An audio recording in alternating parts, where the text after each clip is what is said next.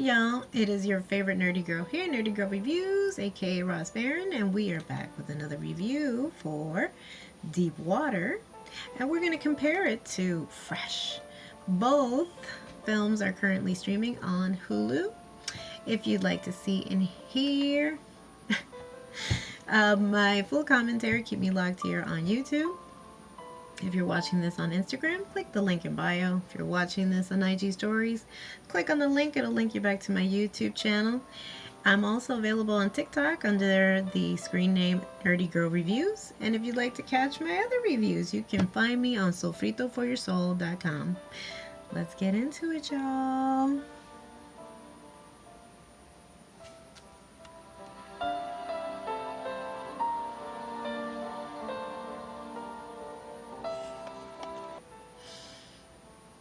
Now, before we start, you were listening in the background. This is from, and this is a shared song that they also feature in Deep Water. This is from the Unfaithful soundtrack. I don't have the soundtrack, and it's available on YouTube. Beautiful, symphonic, instrumental variations of more or less the same kind of music. The YouTube channel I have open is under Provided by YouTube and Universal Music Group. I believe the composer is Jan A.P. Kazmarek. Beautiful, beautiful. And it's from, it says here, 2002. Now, the reason why it is so near and dear to me is because, again, I'm a prop queen. And I have not given up my DVDs. I have not given up my CDs, my cassettes. So I was a big fan of Unfaithful. Now the only reason why I make mention is because the same director for this particular film, and as you can see, like I said, everything is in mint condition. This had Richard Gere and Diane Keaton. Nope, sorry, Diane Lane. Diane Lane. I love this movie. Let me just look up the cast real quick. Yes, Diane Lane, Richard Gere, and Oliver Martinez. And that was a trio, a naughty and very complex trio of what we thought was an open marriage, but it was not. It was not. It was, hence the name Unfaithful. Beautiful score. And it's the same track chosen for this film. Now, I don't know if that was done intentionally. They all share the same director of Adrian Lyne. He is a director, writer, producer. And he is the force behind, and this is on his IMDb page, known for such greats as Fatal Attraction. Who doesn't remember that movie? 9.5 Weeks, another favorite. Mickey Rourke. Ooh. Kim Basinger. Ooh. One of those hot, steamy movies. Flashdance, Indecent Proposal, Jacob's Ladder, Unfaithful. So they're all, complex relationships, to say the least. And this movie with this new cast with Ben Affleck. Oh, hold on a sec. Yes, Ben Affleck, Ana de Armas, Rachel Blanchard, Finn Whitrock. Sorry, he's from American Horror Story. I just know him for that. His incredibly chiseled chin, beautiful blue eyes. He's gorgeous. But yes, he's in this film. And more or less, it's shot very much like a thriller, suspense thriller. It's very sleek. Has these. It provides the viewer to be under the assumption that it's going to be very much like Ben's other work, Gone Girl.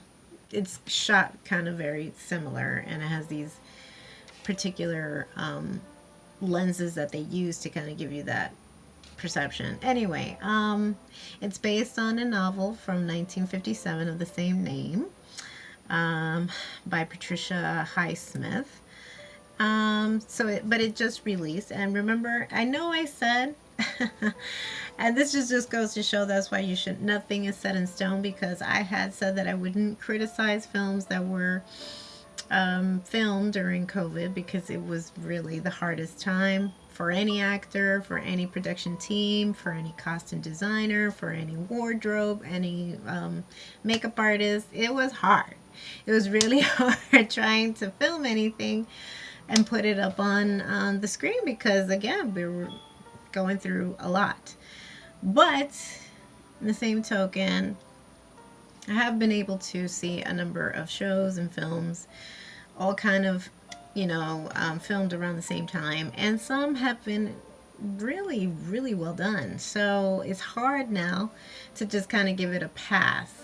I can see some instances of interest with this coupling between Ben and Anna, but is the story really interesting enough to like hold weight? I don't think so. Sorry to say. So just a little quick synopsis so you guys know. Deep Water is a 2002 erotic psychological thriller filmed by director Adrian Lyne from the screenplay of Zach Helm and Sam Levinson, based on the 1957 novel of the same name. The film stars Ben Affleck. You get the gist. So the main character names are Vic and Melinda Van Allen, a couple with a daughter, Trixie, living in the small town of Little Wesley, Louisiana. Vic is a retired robotics engineer, money, having amassed a small fortune developing the guidance chips used to combat drones. Their loveless marriage is held together only by a precautious arrangement whereby, in order to avoid the messiness of divorce, Melinda is allowed to take any number of lovers as long as she does not desert her family. Even then, their open marriage is made no secret amongst their friends, while Vic silently grows increasingly jealous of Melinda's lovers. So that gives you a quick synopsis, and there are instances that are very sexy, many sexy scenes here. I believe Anna is playing an Italian woman here, but she's Cuban. She's born in Cuba. And I knew of her work because she had worked with Keanu Reeves before. She's worked with him a number of times. And she is an exceptionally beautiful woman. She has some, she could pass. I'm sorry to say, but she could pass for a Caucasian lady. She could pass for a European lady, though she's Cuban. And I knew she was Latina because her accent comes through in that film. It's called Expose. It was filmed or released in 2016. It was released in 2016. And believe it or not, it was one of the few films that was filmed here in Washington Heights. So if you haven't seen it, it's on Netflix. It's spiritualism meets, I don't know, cop thriller. It wasn't all that great either, but it wasn't too bad either. And you also get to see what Washington Heights looked like before what we are kind of going through now with gentrification and change, and of course in the famous film In the Heights. But you get to see instances of gritty Washington Heights. Nonetheless, she is our Italian native in the film. And somehow, maybe because of money or whatever the case may be, she's enthralled with her husband, marries him. But she made it be known from the very beginning that she was not going to be tied down to or be exclusive to anyone, even though they have a child or that they're married. He doesn't necessarily feel the need to step outside of his marriage. He's content. He's fine. But she's a thrill seeker and needs to constantly quench her thirst with multitude of lovers. And it's funny because he's letting it be known that he's bothered, and that with every lover, every quote-unquote friend. And there's some really raunchy ass scenes in this movie. It's crazy. But for some reason, she doesn't get it. She doesn't care. She likes to poke the bear. She wants to see how far it can go. She questions him later, like, why do you love me? Like, she's all messed up.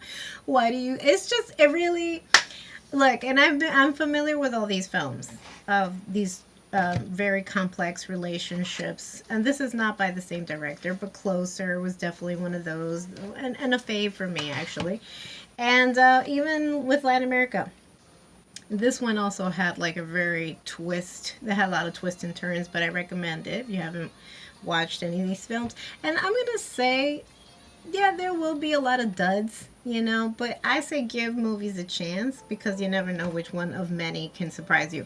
Gone Girl was a big surprise for me. I thought it was going to fall into the same similar traps of like, here we go, another drama, full drama, and it really goes nowhere. But Gone Girl was exceptional. So, but anyway, this is from Latin America. It's called La Mujer de mi hermano. I have the soundtrack here, but I also do own the film. I just can't find it right now.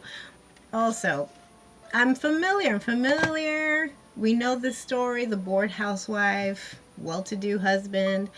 He just doesn't do it for her, so she has to find excitement somehow outside of the marriage.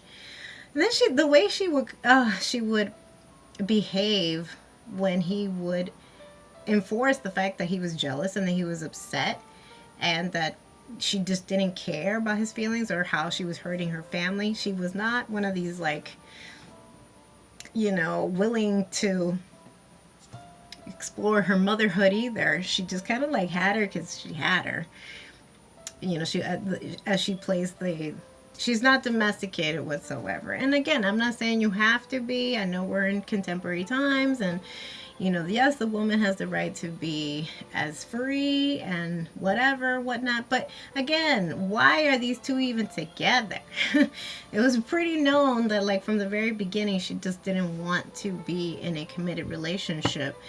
But something about her, she even admits it in one of these scenes where they confront each other. And she says, you would be bored to tears if you were with a regular woman. So it's almost like she knew that she had that control over him. I don't know. For me, the whole movie, even the way how we do kind of stumble upon what is happening to her friends that go missing, a wash. Pun intended. It was just a wash. It was a wash of a movie. I was entertained, but not enough for me to be like, you know what? Yes, see it. I must see it again. It's well recommended. It really was not. And then he's, even though he's a multimillionaire, like almost like a Zuckerberg or whatever, he's always on a bike and into the woods, and and a collection of IDs are building. It had very reminiscent of American Horror Story, but just not that well done. Sorry. So, in comparison, if I'm gonna go with this film or the film I'm gonna review now, I go with the latter, which is Fresh. Fresh, honey. Anybody who's followed me either on YouTube or Instagram, I'm a big 1980s pop queen. I love my easy listening. I don't care who wants to poo-poo on it, criticize it.